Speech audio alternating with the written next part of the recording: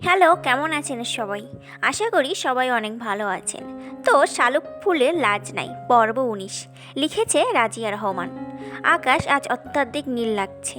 বর্ষাকালে আকাশ হয় মেঘে ঢাকা, মুখ গোমড়া করে থাকে, কিন্তু আজকের আকাশ ভীষণ সুন্দর। মন ভালো করে দেওয়ার মতো সুন্দর লাগছে। ঠান্ডা হাওয়া বইছে। আশা ছাদে দাঁড়িয়ে আকাশ দেখছে। আজকে আশার বাবা মা আসবে বিয়ের কথা পাকা করতে।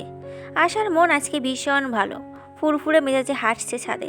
হাঁটতে হাঁটতে একবার শালুকের রাজ্যের সামনে গিয়ে দাঁড়ালো। কিছুটা মন খারাপ হলো আশার। ধ্রুব আর শালুক বাড়ি থেকে চলে গিয়েছে আজ 18 দিন হলো। এর মধ্যে একবারও আশা ধ্রুবর সাথে কন্ট্যাক্ট করতে পারেনি। বারবার ধ্রুবর ফোন বন্ধ পেয়েছে। ধ্রুব কোনো রকম যোগাযোগ করেনি। অবশ্য ভালো করেছে যোগাযোগ না করে। সে তো আর এই বাড়িতে ফিরে আসবে না। এই বাড়ির মানুষদের দ্রুত ভুলে যাওয়া সম্ভব, ভুলে যা করা, তাহলে নিজেরা ভালো থাকবে। আদনান রেলিংয়ে পা ঝুলিয়ে বসে সিগারেট টানছে। উদাসীন দেখাচ্ছে তাকে খুব। তবে মনের মধ্যে একটা শুষ্ক আনন্দ অনুভূতি সে টের পাচ্ছে। তাদের বিয়েটা হয়ে গেলে খুব দ্রুত আদনান ওখানকার সিটিজেনশিপ পেয়ে যাবে। একটা বিন্দাস লাইফ আদনানের জন্য অপেক্ষা করে আছে। আশা এগিয়ে এসে আদনানের আধ খাওয়া সিগারেটটা নিল। তারপর নির্দ্বিধায় খেতে লাগলো। তার মন একটু বেশি খুশি। কী কারণে এত বেশি খুশি আশা এখনও ব্যাপারটা ধরতে পারছে না। আদনানের সাথে বিয়ে ফাইনাল কথা হবে, এটা একটা কারণ হতে পারে। আশা পনিটেল করে বাঁধা চুলগুলো খুলে দিল। বাতাসে চুলগুলো আশার মুখমণ্ডল ঢেকে দিচ্ছে। চুল সরানোর চেষ্টা করছে না আশা। আদনান মুগ্ধ হয়ে তাকিয়ে রইল আশার দিকে। তার মনে হলেও ওখানে যেন শালুক দাঁড়িয়ে আছে। ওই যে শালুকে ঘাড় সমান ছোট করে কেটে ফেলা চুল। আদনান নেমে এলো রেলিং থেকে। আশার মুখে চুলগুলো সরিয়ে দিয়ে গুজে দিল কানের পাশে। একটা ফুল গুজে দিল কানের পেছনে। আশা পা সামান্য উঁচু করে আদনানকে একটা চুমু খেলে। সেই মুহূর্তে হঠাৎ করে আবার মনে পড়ে গেল এই আশা শালুক নয়। শালুক নেই, হারিয়ে গেছে তার শালুক। কোথায় গেছে তা আদনান জানে না। সবচেয়ে কষ্টকর বিষয় হচ্ছে বাকিটা জীবন শালুক হয়তো আদনানের সাথে কথা বলবে না, যদি কখনো দেখা হয়ে যায়। আদনানের বুকের ভেতর ভারী হয়ে গেল। নিজের জীবনটা গুছিয়ে নেওয়ার জন্য যেমন আশাকে দরকার ছিল অপশন হিসেবে, তেমনই আজীবন সংসার করতে শালুককে দরকার ছিল। শালুক আর কোথায় পাবে আদনান? সে তো কোহিনূর হীরার চাইতেও দামি কিছু। কে জানে ধ্রুব তাকে কোথায় লুকিয়ে রেখেছে। ধ্রুব আদনানকে চেনে ভালো করে। আত্মসম্মানী ধ্রুব কিছুতে এই বাড়ি ফিরবে না। যেখানে থাকে তাকে শালুক অপমান করা হয়েছে। ছোটবেলা থেকে তো ওর প্রবল আত্মসম্মান বোধ। আদনান ঠিক করলো আশাকে ছেড়ে দেওয়ার পর বিয়ে করবে শালুক নামের কাউকে। যেই আশার জন্য এত কাণ্ড ঘটে গেল, তাকে আদনান নিজের সাধ্য সিদ্ধির পর কিছুতেই জীবনে রাখবে না। আশার পশ্চাতে 2 লাথি মেরে আদনান তাকে বের করে দেবে জীবন থেকে। লাথি দেওয়ার স্টাইলও আদনান ভেবে রেখেছে। তারপর খুঁজে বের করবে শালুক নামের একটা মেয়েকে। দুধের স্বাদ ঘোলে মেটানোর চেষ্টা করবে আদনান। এসব ভাবতে আদনানের মন ভালো হয়ে গেল। আশা ঝুঁকে নিচের দিকে তাকিয়ে বলল, আপিপাড়া চলে এসেছে, চলো আমরা নিচে যাই। আদনান দ্বিধান্ত হলো। বিয়ের পর থেকে আপিপা তাকে সম্পূর্ণভাবে উপেক্ষা করে যাচ্ছে। সে যে আপিপার আপন বড় ভাই তা যেন আপিপা ভুলেই গেছে। মানুষ শত্রুর সাথেও দেখা হলে মুচকি হাসে, আপিপা তাও করছে না। কেমন চোখ মুখ শক্ত করে রাখে আদনানের আশেপাশে গেলেই।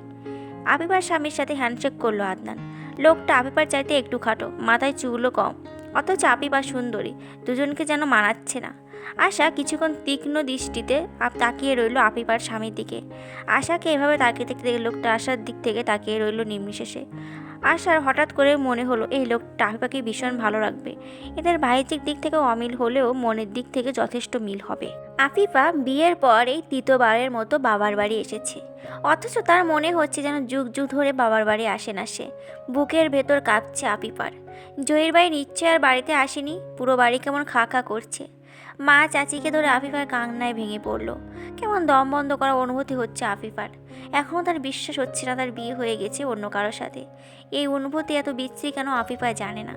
গভীর রাতে যখন স্বামী স্ত্রী একান্তে সময় কাটাতে যায়, সেই মুহূর্তে আফিফার মনে পড়ে একটা বিষাক্ত তিতার হৃৎপিণ্ড এপর ওপর করে দিচ্ছে।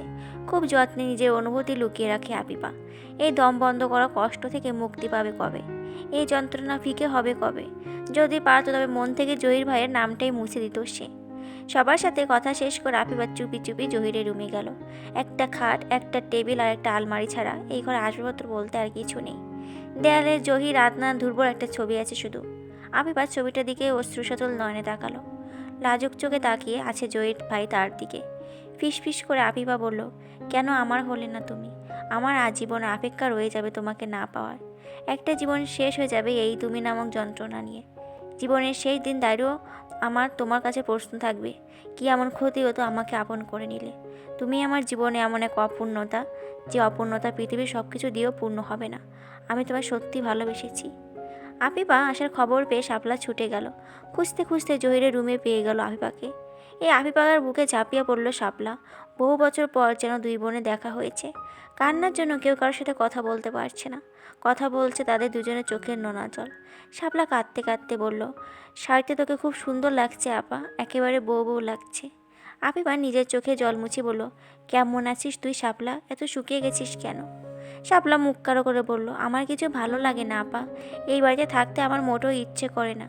তুই নেই, শালুক নেই, দুর্বুবাই নেই, নয়না আপা নেই, জহিরবাই নেই। মনে হয় যেন কোনো পোড়া বাড়িতে বাস করছি। এখন আর নাস্তা টেবিলে গল্পের আসর জমে না আপা। সন্ধ্যায় চা ঝাল মুড়ি টেবিল কেমন নিষ্প্রাণ হয়ে থাকে। কেউ হাতাহাতি করে না মুড়ির বড় ডিশ নিয়ে। শেষের কয়েকটা মুড়েও মুঠো করে খাওয়ার জন্য ফুলিয়ে ঠোঁট বাগে কান্না করার সেই শালুক এখন আর নেই।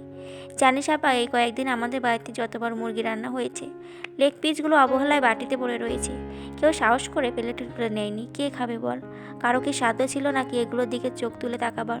অথচ এখন পড়ে থাকে, কেউ তাকায়ও না, খেতেও পারে না। পরশু শুটকি রান্না করতে গিয়ে মেজো চাচি কান্না করে দিয়েছে। বল তো কি এক অবস্থা! এই শুটকি রান্না নিয়ে সে কি ঝগড়া করতো শালুক, খাবার খেতোই না নিচে এসে সেদিন। মেজো চাচি কাঁদতে কাঁদতে আবার শুটকি তুলে রেখেছে। বড় চাচি বলে দিয়েছে এই বাড়িতে শুটকি রান্না একেবারে নিষিদ্ধ। একটা মানুষ চলে গেল, অথচ তার স্মৃতি এমনভাবে রেখে গেল যে কেউ ভুলতে পারছে না। আমার ব্যাগে প্রায় 500 টাকা জমেছে আপা। আমি প্রতিদিন সকালে ঘুম থেকে উঠে চেক করে দেখি কত টাকা আছে। যখন দেখি সব টাকা ঠিকঠাক আছে, আমার বুক ভেঙে যায় যন্ত্রণায়, কণ্ঠ অবরুদ্ধ হয়ে যায় কান্নায়। কেন ব্যাগে টাকা থাকে বলতো আপা? শালুক কেন আমার ব্যাগ থেকে টাকা নেয় না? আমি প্রতি রাতে ঘুমাতে গেলে বলি, তুই সব টাকা নিয়ে নে শালুক, আমি টু শব্দও করবো না। তবুও শালুক আসে না আপা। কতদিন শালুক আমার সাথে ঘুমায় না। আমার ভীষণ একা লাগে। রাতে ঘুম থেকে জেগে উঠি, মনে হয় শালুক যেন ডেকে বলছে, আপা ওঠ না, টয়লেটে যেতে ভয় করছে। খাটের নিচে মনে হয় কেউ আছে। আমি তাকিয়ে দেখি আমার বিছানা ফাঁকা। আমার ছোট বোনটা আমার পাশে নেই আপা। কোথায় গেলে শালুককে পাবো আপা? কেন এত অন্তর পুড়ে যায় শালুকের জন্য? আফিফা কী জবাব দেবে জানে না। তার নিজেরই বুক কাঁপছে শালুকের জন্য। শালুক একটা টুনটুনি পাখির মতো ছিল, যে সারাদিন লাফিয়ে ঝাঁপিয়ে বেড়াতো। সবচেয়ে চঞ্চলা দুষ্টু ছিল। কোথায় আছে সেই শালুক এখন? এখনও কি আগের মতো উড়াউড়ি করছে শালুক? ধ্রুব কি শালুককে সামলাতে পারছে? শালুককে ভালোবাসেন এরকম কেউ নেই বাড়িতে। শাপলা একটু থেমে বলল, জানিস আপা, কাল ভিক্ষা চাইবার জন্য এক মহিলা এলো। আমি গিয়ে চাল দিয়ে আসতেই জিজ্ঞাসা করলো, শালুক মা নাই বাড়িতে? আমি তো অবাক হয়ে গেলাম ওনার মুখে শালুকের নাম শুনে। উনি হেসে বললেন, শালুক নাকি সবার আড়ালে ওনাকে বড় মগে করে 1 মগ করে চাল দিত। ওনার একটা ছোট নাতি আছে, নাতিকে রেখে ওনার মেয়ে মারা গেছে। সে নাতির জন্য নাকি শালুক খেলনা কিনে দিত। বাড়ি থেকে ফলমূল যা পেত সব লুকিয়ে দিয়ে দিত ওনাকে। শুনে আমার এত কান্না এলো। আমার বোনটা এত ভালো ছিল কেন আপা? এতই যখন ভালো ছিল, ওর সাথে এরকম বাজে কাজ কেন হলো আপা?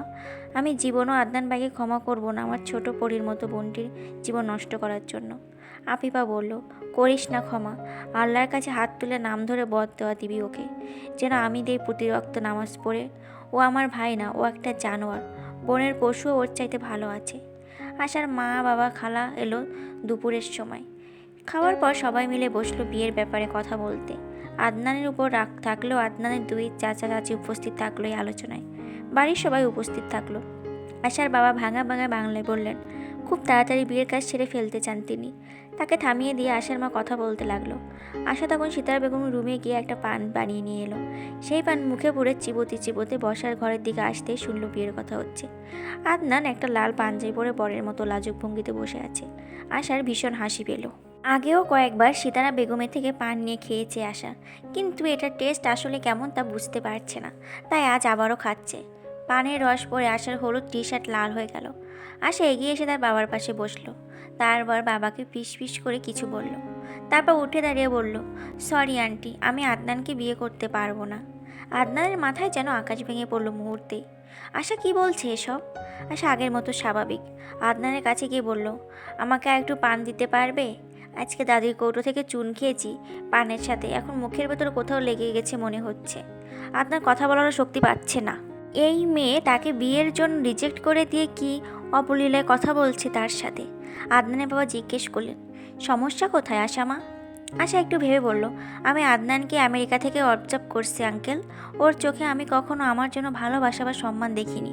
দেখেছি লোভ। নিজের ভাইয়ের সাথেও নিজে কি বাজে একটা কাজ করেছে। ও ভীষণ সেলফিশ মানুষ। নিজের চাওয়া পূর্ণ হলে আমাকে ছেড়ে দিতে এক মুহূর্ত দেরি করবে না। আমি জানি আমাদের কালচার এসব ছাড়াছাড়ি কোনো ব্যাপার না, কিন্তু সমস্যা হচ্ছে এই যে আমি জানি এই মানুষটা একটা সময় আমাকে ছেড়ে যাবে। যে যা করছে সব অভিনয়। আগে থেকে যখন এটা বুঝতে পেরে যায় কেউ, তার বিপরীত থাকা মানুষটি তার সাথে অভিনয় করে যাচ্ছে, তখন তার পক্ষে আসলে সম্ভব হয় না সেই মানুষটির সাথে থাকা। তার আন্তরিকতা তখনও মেয়ে কি মনে হয়। আমাদের কালচার যেমন হোক ভান করতে জানে না, কারো ভান মেনে নিতেও পারি না আমরা জেনে শুনে। আর এখানে আমি জানি যখন ও পুরোটা ভান, তখন লাইফ পার্টনার করা অসম্ভব। কেউ কিছু বলতে পারলো না আশার কথা জবাবে। কি বলবে? আশা তো মিথ্যে কিছু বলেনি। হঠাৎ করে আশা ধরতে পারলো তা মনে হয় সকাল থেকে এত ভালো লাগছে কেন। এই যে আদনান কীভাবে রিজেক্ট করে দিবে তা তার অবচেতন মন আগে থেকেই জানতো। তাই তো এত আনন্দিত লাগছিল আশার।